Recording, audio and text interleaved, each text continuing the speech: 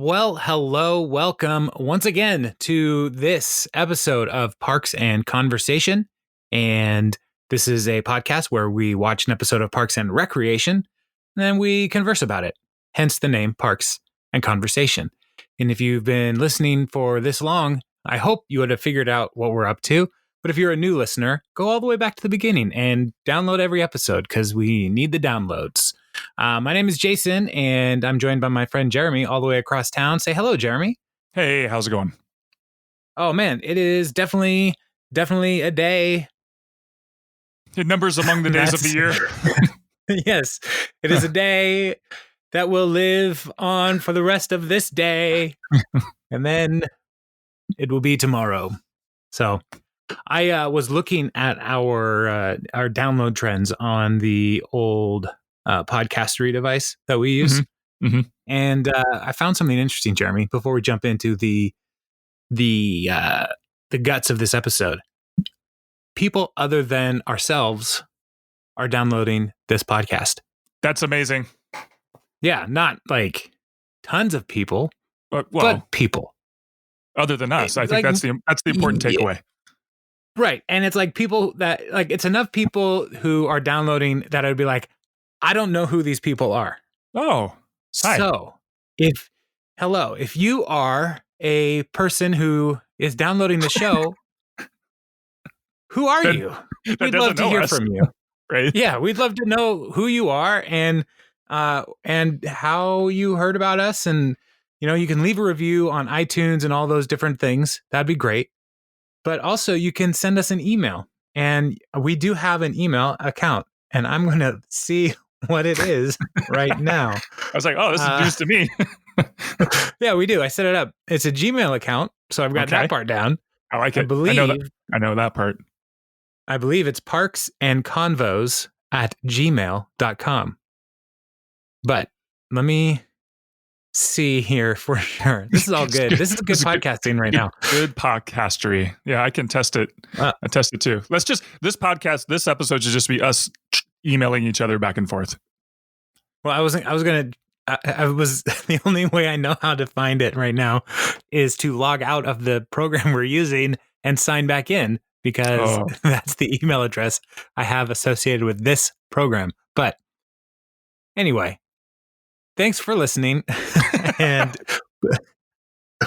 send an email to parksandconvos@gmail.com and see what happens. And there's Twitter if you use that. Yeah, we're also on the Twitter device, and it is @parksandconvos. So yeah, there's lots of ways to get a hold of us. Good luck with it. Yeah. Oh no, it's parksandconversation@gmail.com. That is the email address. And so please send us an email. Tell us how you heard about us. I'm going to go find a way to remember how to log into that Gmail account real soon, and we'll get back to you. How's that sound?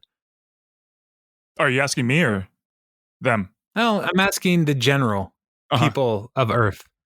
So, yeah, that'll work, right? Sure, I think so. I think that's what they meant when they said you should drive engagement with your podcast. Mm-hmm. So, find people who aren't married yet.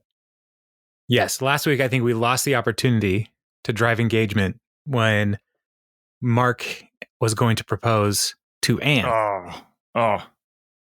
Really shot myself in the foot on this one as I was thinking about it today and getting ready to record this episode. I was like, we should have talked about engagement last week. Well, too late. What are you going to do? So talk about what's going on with Parks and Rec this week. Yeah, that's what we can do. This week, moving forward to the past episodes, this is season 2, episode 23, The Master Plan. The Master Plan. And this is a setup for this big season finale. There's so much coming to a head in this episode. There's 2 major plots. The first plot that we're introduced to is it's April's birthday. She's turning 21. So she's going to be an adult now, officially, according to the age people. And then the other plot is the city of Pawnee is completely broke and the government has no money. And so state auditors are coming in. And these state auditors are grim reapers of positivity and honesty combined. Wow. That's really well put. Yeah. Grim Reapers of it's not positivity. often, yeah, right? It's not often that you see the Grim Reaper working in tandem with another Grim Reaper. Mm-hmm. But this one is. And it's more like the Grim Reaper and the Upbeat Reaper, but Grim Reaper's already kind of branded, so they're going with it. Yeah. Yeah, that sounds better. It's like one of them's got a thumbs up and a small scythe, and the other one's got the gigantic scary scythe. Yes. That's it. Yeah, that's all. I don't know if that's the visual that they were going for when they introduced these guys, but why not? Yeah, or one could just, instead of being a skeleton, in the black robes and everything, the other one is Rob Lowe. Yeah, just playing Rob Lowe. Yeah, Rob Lowe as the Grim Reaper. Yeah.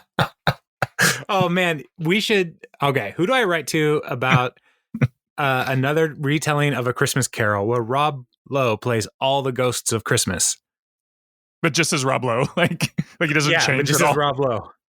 But he's trying to be, like the Ghost of Christmas Past and Present, and he just looks the same for all of them. Mm-hmm. But he just has to act differently, which I have not seen many movies or shows with Rob Lowe where he really acts differently. So, this is probably the biggest stretch I've ever seen him do comedic work. But he's generally kind of the same. So it'd be fun. Anyway, that's a bad idea. Never mind. Cancel that, Mr. Hollywood. So let's just jump into this episode. How's that sound? Oh, that's good. Let's talk about this. Okay. First impressions as we are walking through this. What was your first impression of this episode other than the Grim Reapers of Positivity? That would make an awesome band name. I like this episode quite a bit because it introduces the said Reapers and just really launches this whole entire show forward at this point. So knowing what's coming up, of course, we always say that, but I thought it was a really good shakeup, and the end of this episode could have been almost like a end of the season, like it ended on a cliffhanger. So it was really late when I watched this, and I wanted to watch the next one, and I already know what happens. So it was, I liked it. What about you? Yeah, I love this beginnings of what's happening in this episode. I do think that it is made for two, like a 2-for-1 situation. Like these should go together. Yeah. Right. Yeah, there wasn't as many jokes and stuff in this one, but yeah. Yeah. And looking at the credit scene, I see that credit scene is a perfect credit scene for today, and we'll get to it. So if it was 2 episodes back to back, I don't see how they would have done it any other and not kept the credit scene. So I'm just going to have to release Desire and just say, oh no, this is 2 episodes. It was always 2 episodes, and we're just going to be okay with it. Yeah. You're just going to be okay with it. I'm a Grim Reaper of positivity. I hope you make it. I've been taking a lot of vitamins lately. So yeah, supplements. Yeah, well, I've been taking Emergency since March because I heard there's a virus. So every day I have a packet of Emergency. And then I've been taking 4 vitamin D pills since mid-September. Because it's oh, this isn't going away. I should take more vitamins. So, and I haven't had a cold since last October. So I'm doing great. Great. Yeah. I haven't left my house in 6 months. So, that's my vitamins. Yes. Vitamins stay at home. Vitamin isolation. Mm-hmm. Why do they stop? Okay. I know we should talk about Parks and Rec, but there's so many questions I have. What's stopped us in the past? I don't know. Nothing. Hi, new listeners. If so we've got all of the vitamins, right? We've got A, and then B, and C, and D, and E, and not every letter is represented. There's no vitamin J, right?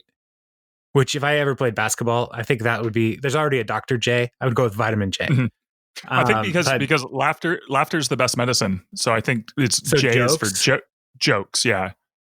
Got it. Okay, great. It's Okay, an implied. that helps. Yeah. Okay. So the B vitamin, like they really like crammed them all in there. Like there's B3 omega fatty acids, B6, B12, but there's no like B7, B5, but there's like all these numbers for B. Like, why can't like B6 be actually C? Do you know what I mean? Like, why did they just cram them all in with vitamin B? Well, the thing, I don't know. Okay. Good. I'm glad I asked. Yeah. So, all right. I don't know. Well, we're 10 minutes into this episode, and we're going to talk about the cold open. Let's do it. It's April's birthday. Oh, It's happy April's birthday. And Leslie got her a gift, and it was cool documents. That is April's response. Cool documents. And it is her new hire application. It's her ID badge. It's her first paycheck, all framed together, as a way to celebrate April for her birthday. Some of this Leslie had to steal from April somehow. So, so April's response is just cool documents. Ron gives her a gun. So, different kinds of gifts. And Ron knows everything about this gun, and I didn't have time to write down all the things he said about the gun, but he thought it would be the perfect gift for April as she turns 21. When Tom sees the gun, he runs away into another room. So, I mean, a lot of reactions to this gun. And Ron says he's going to hold on to it until like she can get licensed up and everything. And yeah, that's a good plan. And the talking head, Ron is, he's always honest with us in the talking head. And here he says, I have to confess, I'm regifting. So this was a gift that somebody gave to Ron, and he's passing it on to April, which this raises a question for me. If somebody gifted you a gun, how would you react if somebody gifted you a gun? Oh man, that's a good question. I'd check to see if it's loaded, I guess. Probably point it around wildly, pretend it's like a stick up situation. Good solutions. Like Michael Scott in The Office. Every conversation from that point on in the night would involve a hold up with guns, probably with a real gun, actual guns, not pretend with an actual guns. gun. No, not pretend gun anymore. So that's probably, I think that's how I would react. But mostly just why? Why did you think I need this? So yeah. What about you? Yeah. I'd say thanks. So, man,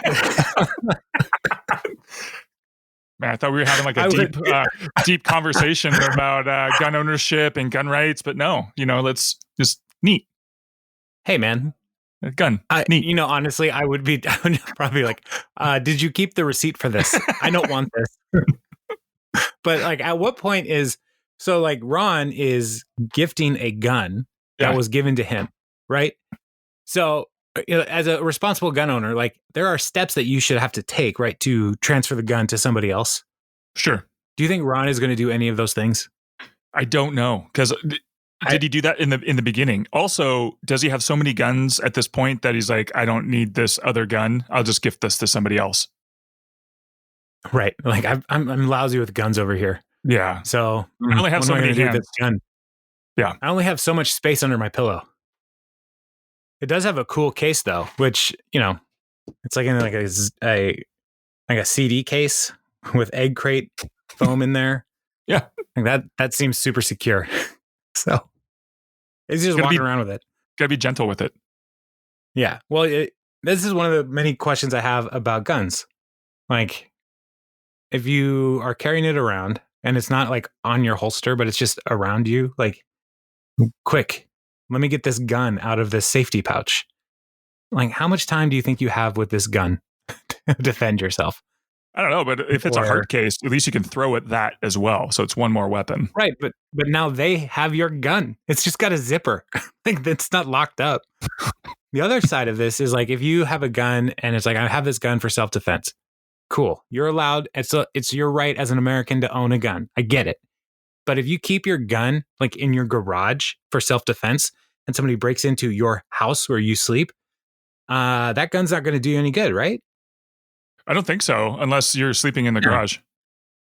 Which could be the case. I don't know how people sleep. So, yeah. So that's Ron's regifting. So that's fun.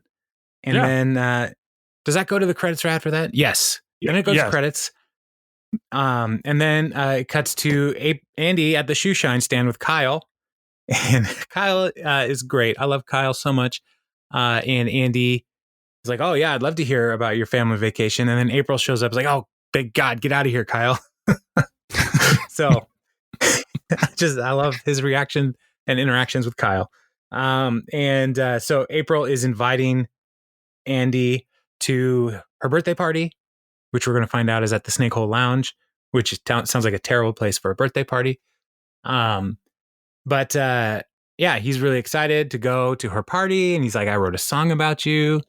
I'm not going to tell you about it yet, but it's named after one of the months of the year. And April says, oh, so it's April?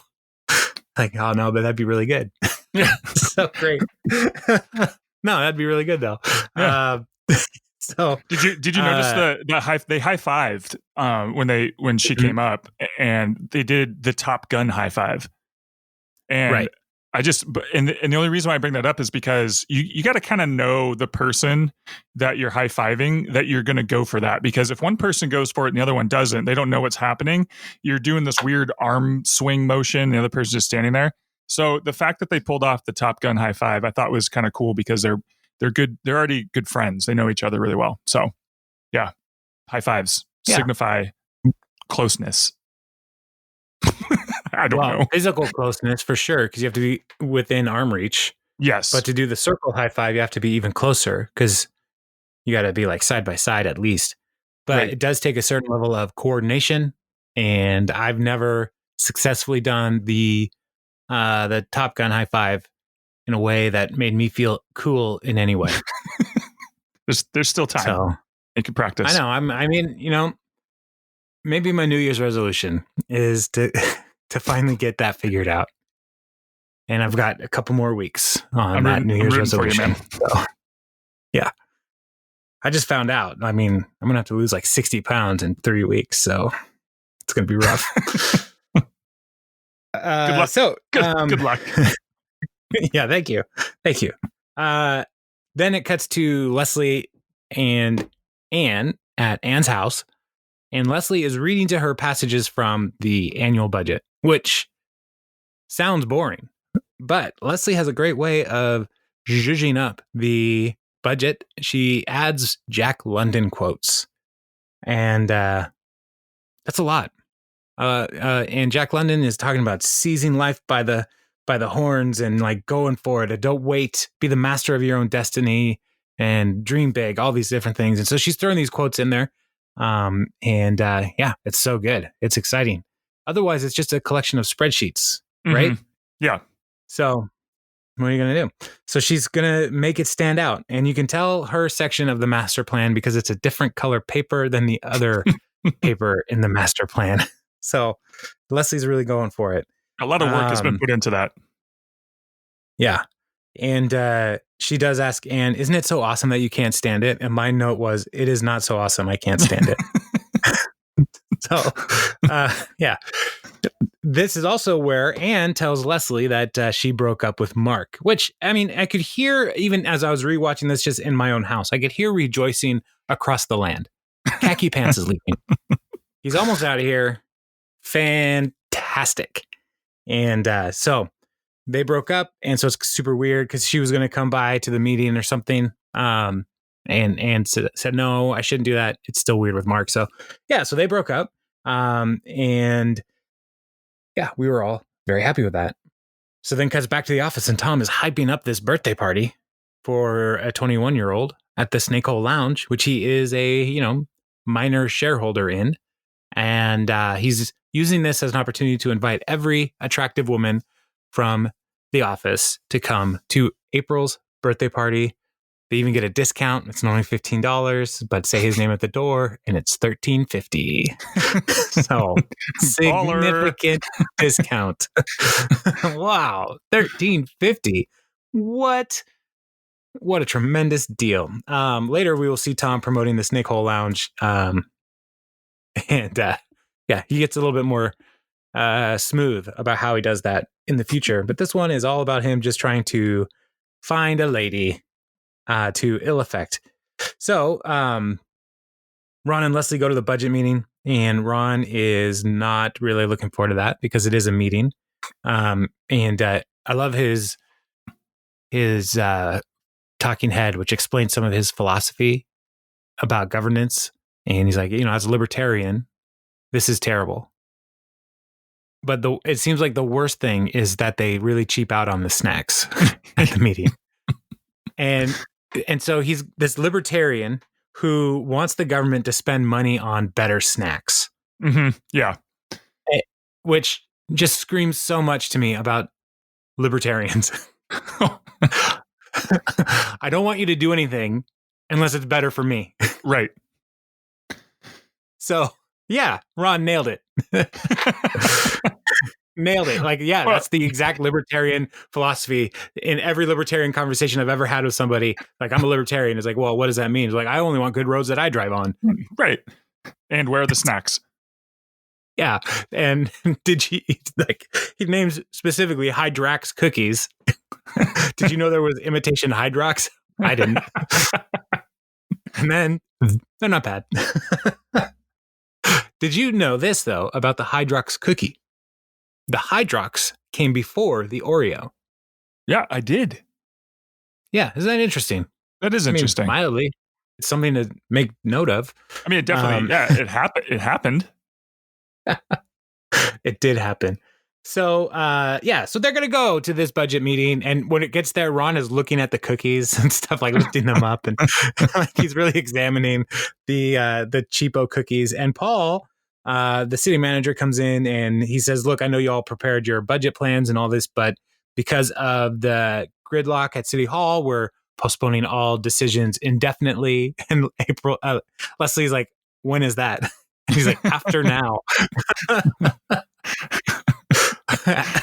Paul is just like not having it with Leslie, like later, like, I don't know, not now. So, and so he tells him that the state auditors are coming, and Leslie is upset because like she knows like these auditors are not coming in to say like, hey, great job, everybody, but to cut their services and to reduce budgets and all that stuff. And Ron, as a libertarian, he is very in favor of cutting the government programs.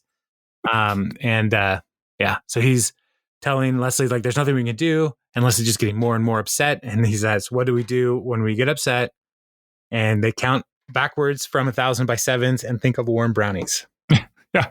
And he's like, go do that in your office. And Leslie gets back to her normal comebacks when like her childish ways here.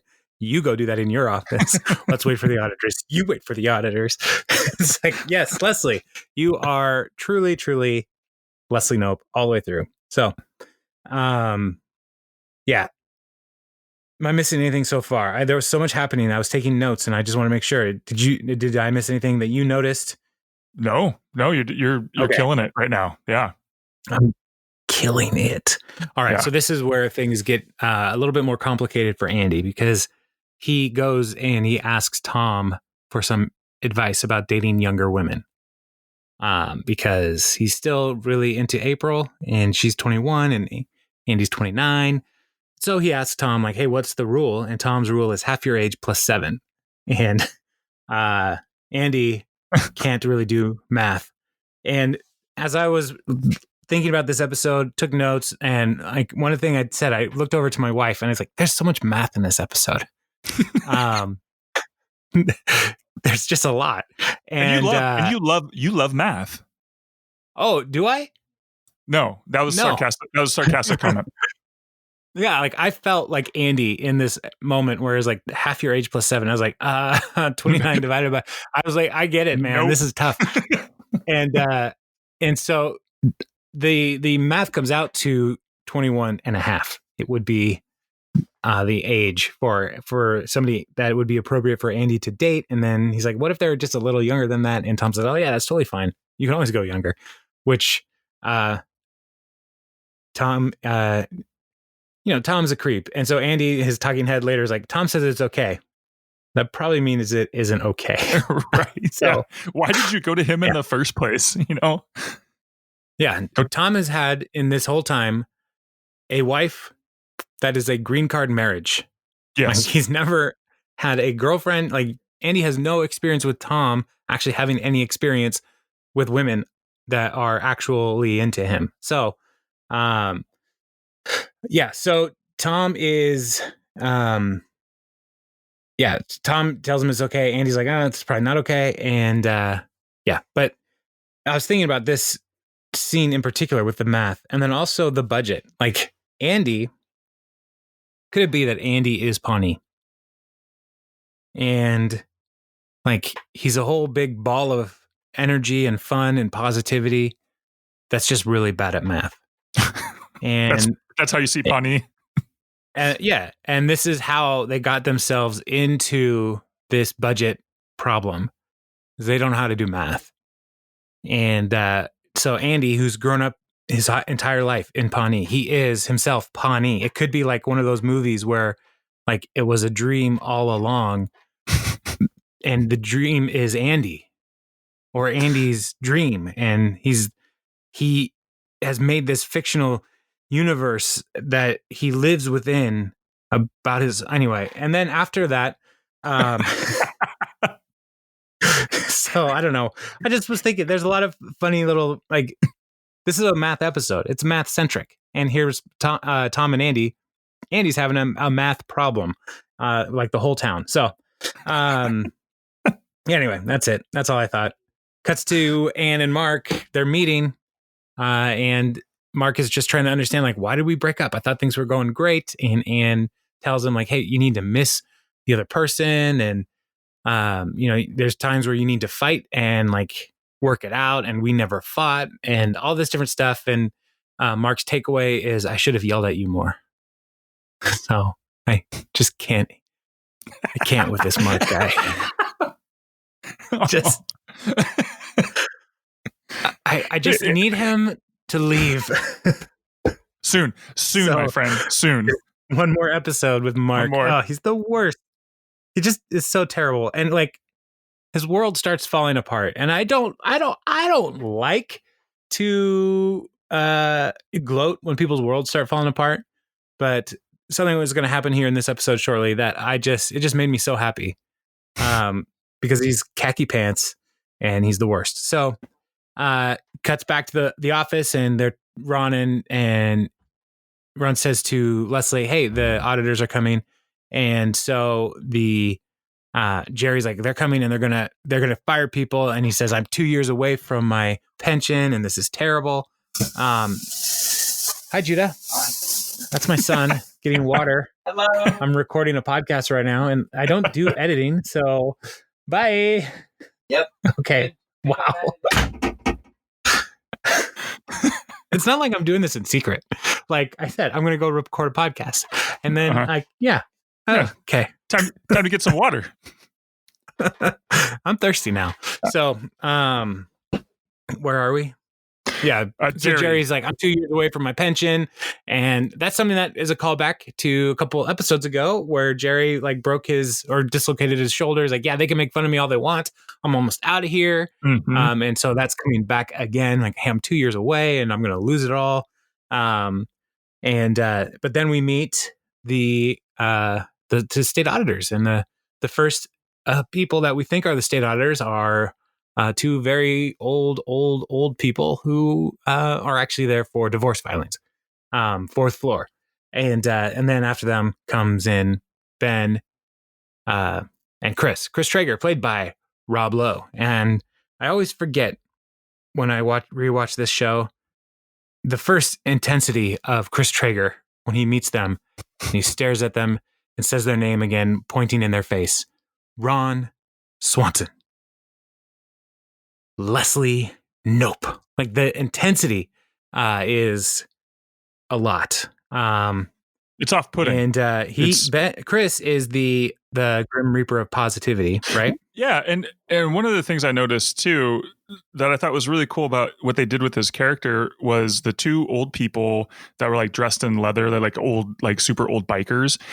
They were expecting the auditors, and when Leslie turned around, she screamed, she jumped because they scared her. They like just their appearance and stuff. But then in comes Robin Chris and Ben, and Chris and Ben. And when Chris walks by, he just looks at him and goes, "Hi," and just smiles and says hi to them, and then walks by. So like he's genuinely like, he didn't look at him and like give him a side eye like, "Whoa, you guys are weird looking." He's just like, "Hi." Like that's who he is. It's not an act. And it was like his first line was just positive to people that scared even Leslie, which I thought was really interesting. Yeah, Leslie is generally the optimist of this whole series, and here she's being out optimisted. Yeah, by Chris. Right. Good. So Leslie offers a tour, and Chris is like, "There's nothing else I would rather do than have a wonderful tour by Ron Swanson and Leslie Knope." And what do you think about that, Ben? And Ben's like, "I don't think that's a good idea. Let's do it." So they go and do the tour, and Ben is much less positive than Chris. You can see in all of this, like he is like rolling his eyes. Every time it cuts to Ben, he's rolling his eyes. He's looking up. He's trying to avoid really making any kind of personal connection with the people of this department, because he knows that his job is to bring pain into the situation so that they can turn around and get back into health. It's like, on one hand, you got Chris, who's out positiving Leslie, so the most positive character in the show so far, and then you've got Chris, and then on the other end of the spectrum, you kind of have like April, and then now Ben, who's even more of a downer in his own way. Like he's so serious, he's not in any way, shape, or form funny. And so we have these two opposites, not just between Chris and Ben, but even in the cast themselves. They're on each end of the spectrum, which I thought was kind of cool too.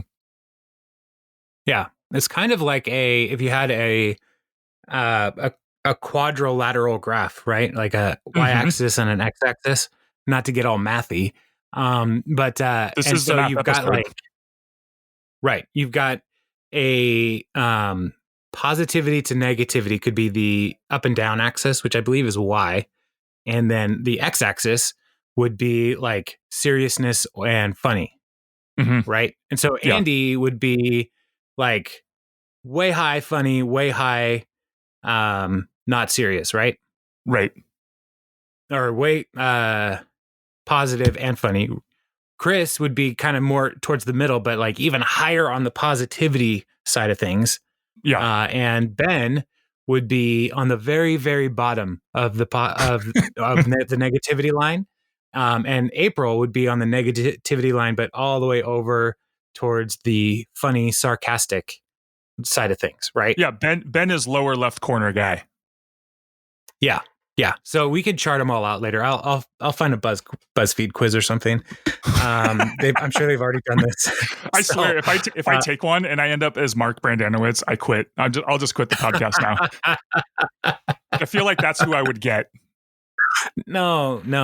You can't. I think you'd probably be more like that guy who chants ham and mayonnaise sandwich.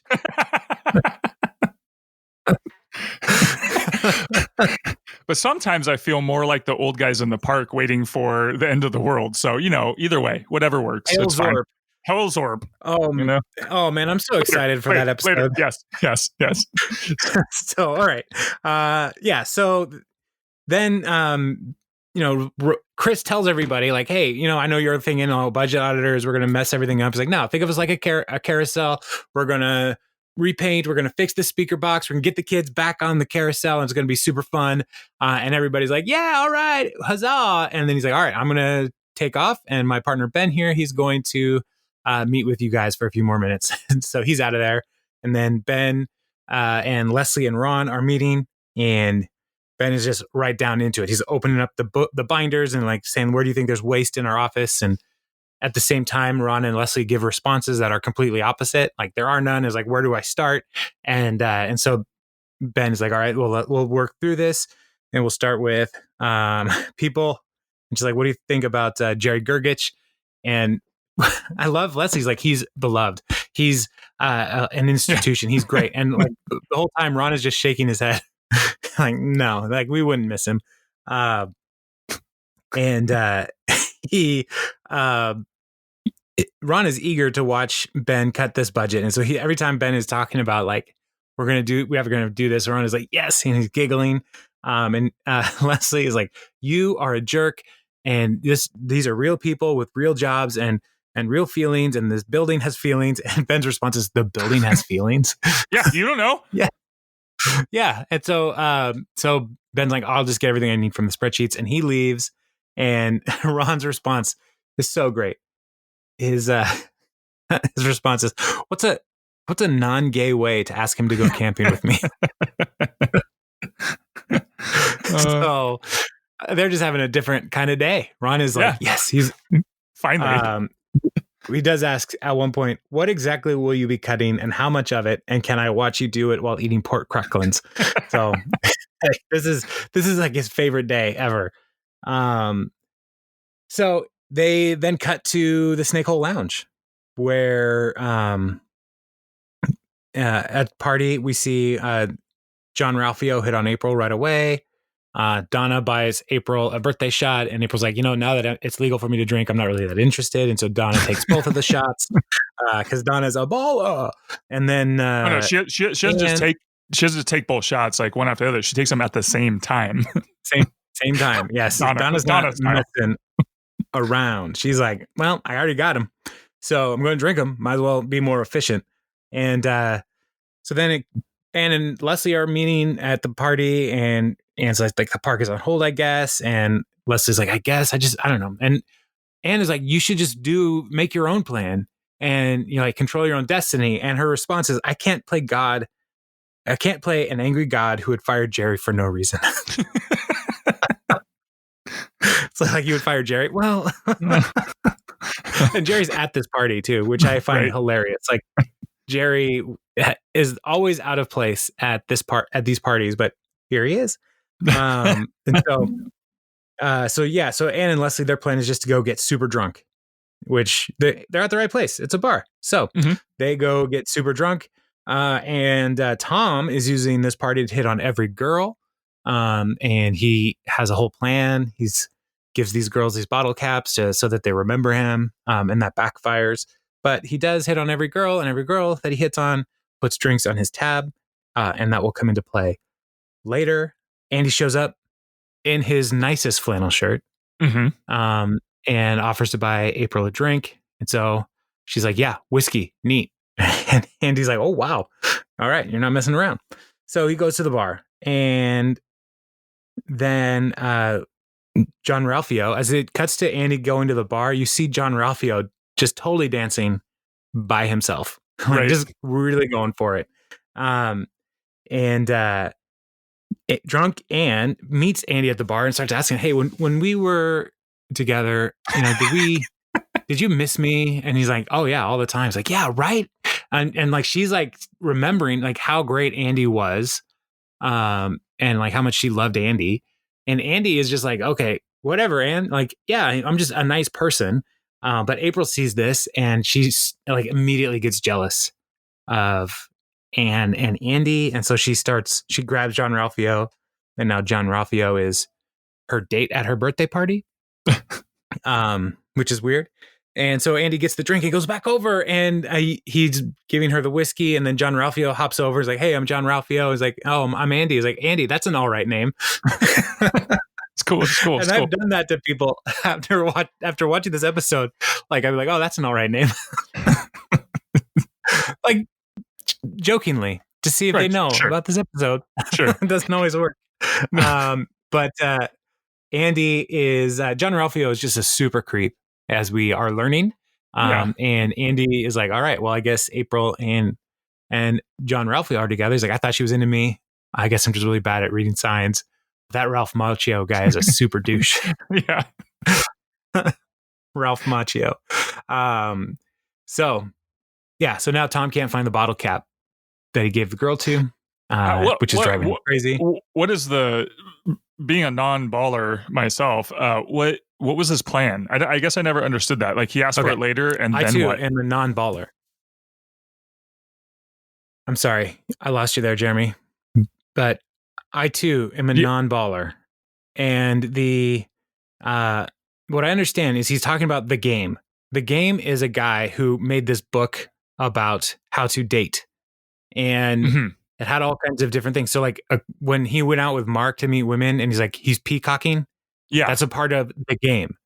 Okay, and so he is putting into practice what he read about from The Game. And so this whole thing is like you give them this little token of memory, like remember me, and then I'll come back and I will remind you, hey, I gave you that ball cap. What are you doing later? So that's his plan. But because he's giving everybody a bottle cap, and because everybody's putting their drinks on his tab, everybody can see right through that Tom is a creep. So, yeah. So Andy then is now being rejected by April, hanging out with Sean and Malway Tweep, and they're kind of flirting and talking. And she's like, I should have read an article about you. And he's like, oh yeah. And then he's like, how old are you? And she's 25. And so he's doing the math again, more math in this episode. But he's doing the math wrong because he is thinking because he calls over Mark and tries to ask how old what is half of 29 divided by 7 plus 5, and then or whatever the math equation is supposed to be, and then he says, oh yeah, I'm older than that. So he's doing the math all wrong, and then he introduces Shauna and Mark again, and like Shauna's like, oh, we've already met. He's like, oh yeah, you guys hooked up. So and Mark is like, oh, even Andy is with her now. Okay, this is great. Everything about my life is wonderful. Andy's getting everybody. So then we also see that Ben comes to the party, and Ben wants to, get a fresh start on the relationship with Leslie. It's like, I feel like we came across the wrong foot, and Leslie and Anne, when they see Ben, they're like, I just need to be really professional. Right. and Anne is there to like back Leslie up. And she's like, look, he comes over and he apologizes. And Leslie's like, look, you shouldn't be here. You want to fire everybody. And I talked to everybody in this bar and nobody likes you. And nobody wants you. You're like, oh, wow, you talked to everybody. That must have taken a while. I was like, yeah, it did. And then, so he leaves and is like, Leslie, that was so professional. You can just see the drunk pride on Leslie's face. Like, I handled that with aplomb. So she's doing great. And next day, Anne is in Leslie's office, like super hungover and like, this is not good. She's like, I think I made out with somebody. And Jerry comes in and is like, hey, that was a pretty wild party. And he's touching his mouth and everything. Oh, so gross. And Jerry and Anna's like, oh my gosh, did I make out with Jerry? And then he's like, I left at 11 and you guys were still raging. Like, oh yeah, okay, good. So it wasn't Jerry, which is nice. So Leslie's like, okay, I'll find out who you made out with. But then Ron yells from across the room, across the office, and he goes in, and I love Ron's response. Did you enjoy your second loud conversation with Ben, the state auditor? He holds your bait in his hands like a bird. And so Leslie goes to apologize, and she sees Chris, and Chris tells us that he's super positive, and he believes that doctors believe that somebody is alive who's going to be 150. And Chris says, I believe that I'm not that person. So he takes all these vitamins and all these different exercise. He's just a really fit dude, which is going to be a part of his whole character for the whole series, which is great. He's funny. So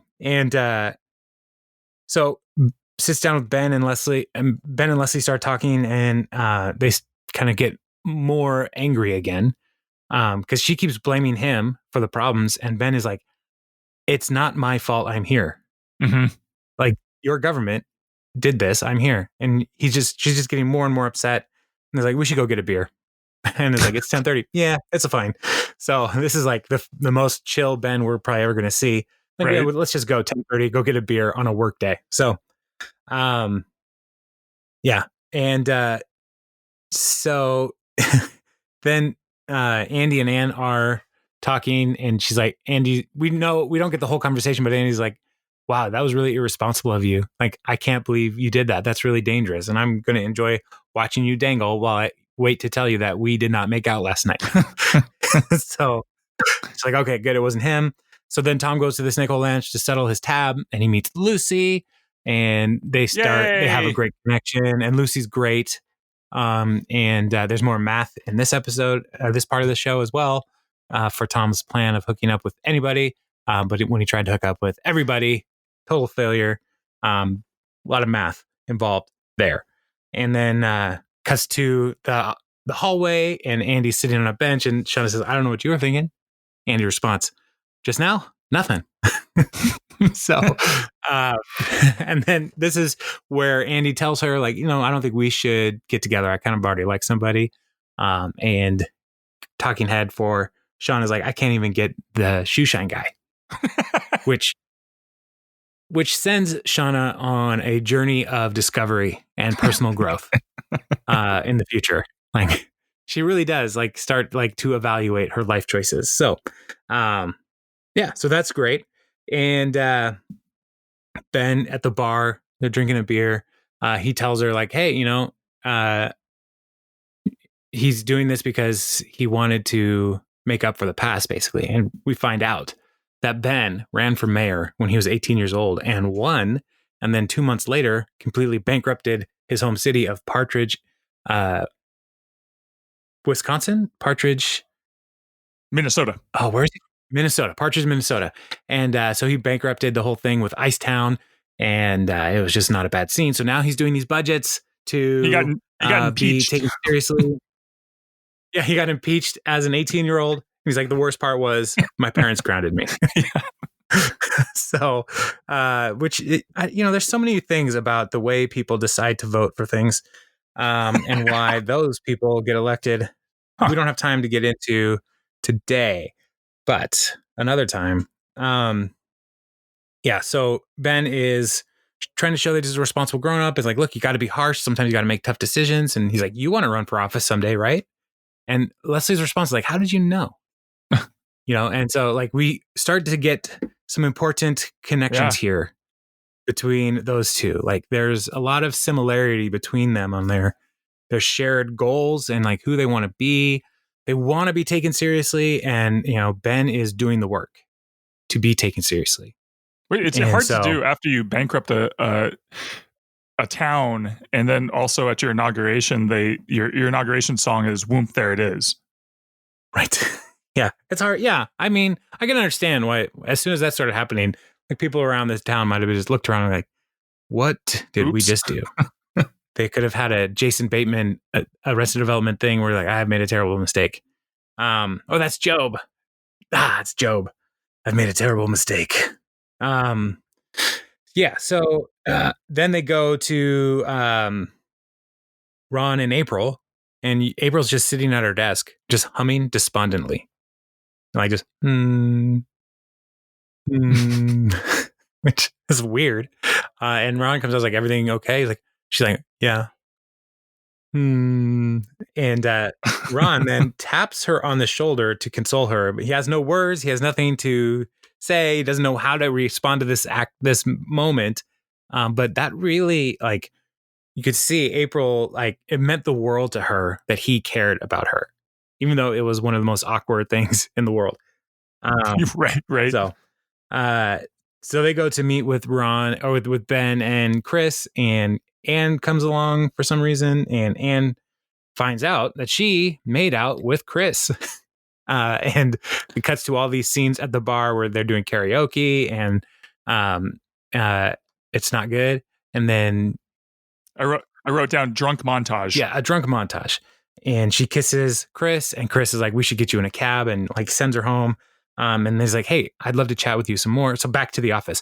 I'd love to chat with you some more. Can I call you? And he's like, do you have my phone number? I was like, no, you couldn't remember your phone number. So you gave me your phone. Which is like, oh, wow. So they go into the office, and perfect logic. Yeah. Drunk logic is irrefutable. Drunk logic is like, yeah, I guess you gave me your phone. And so Leslie's like, oh yeah, we're definitely going to talk about this. And she's like, yeah, good job. That's a way to go making out with this guy you don't know. which sends mixed signals. And so they talk through some of the plans that Leslie's making, and they're like, well, it's all moot because it's even worse than we thought. Cliffhanger. To the credit scene. And it's an Andy is singing his song about April. And the song is called November. And my favorite line from the song is, November, your bangs are cute. Yeah. Spread your wings and fly. I want to go on a date with you, November. So, yeah. And he's like, that song is about April. So, and that's the credits. Good episode. There's a lot. All in all, good. A lot of stuff in there. For sure. So, the next week, we're going to look at Freddy Spaghetti, where Leslie is taking control of her own destiny here. Yeah. And doesn't go great, but it doesn't go terrible. So, Master Plan rating on IMDb, 8.6. That's good. It's Freddy Spaghetti, 8.7. Wow. Yeah. So, I mean, these are some good episodes. It's interesting in this episode that there were three couples get introduced, like future couples. Go on. Well, I mean, I don't know. Are we assuming people watch this? Do we want to say it? Yeah, do we want to say it? I don't know. That's my question. Is this spoiler free? Well, we could point back to it later. It's obvious that one of those couples is April and Andy, right? Like there's no way, like if you're just watching this for the first time, there's no way those two people won't end up together. Yeah, but I mean, literally meeting their significant other in this episode. Right. And it's about math. Yeah. Because opposite attract. Because it's not even Andy and April, because Andy and April already met. Well, who's the third then? Oh yeah. Wow. See? That's good. There's four couples. Yeah. This is like a great episode. This is a bringing together. Right. So it launches it. So yeah. Yep. So good. Yeah. And we still have not yet met Jerry's wife. No. So or his family. Which I mean, this is Jerry contains multitudes. It's great. And mysteries. And he's going to be great. So he's 2 years away from his pension. He's so close. He's too old for this. So, good episode all around. Love it. So next week we're going to wrap up season 2. And I don't know, should we be thinking about doing an official like ranking of episodes? Like as we come to the end of a season? Like for you, like our favorite episodes from the season? Yeah. So like doing season 1 wouldn't make much sense. Wouldn't make much sense because there's only 6 episodes. But now we're in a real full season, 24 episodes. Sure. And if we have top 3 from this season. All right. So, all right. And so listener, if you are listening to this and I ever figure out how to get back into that Gmail account, then please email us parksandconversation@gmail.com and let us know, what are your top 3 episodes from this season 2 of Parks and Rec.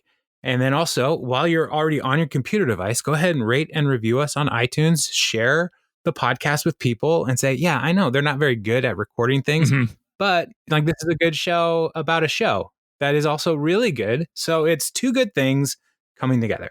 Yeah, I feel like we're definitely latching on to something far, far greater than us. You know, like, oh yeah, like we're the moray fish that attach to the great white shark of humor that is Parks and Recreation. Yeah, I'm totally fine with that analogy. Okay, good. I'm on board. Like a moray on a shark. Awesome.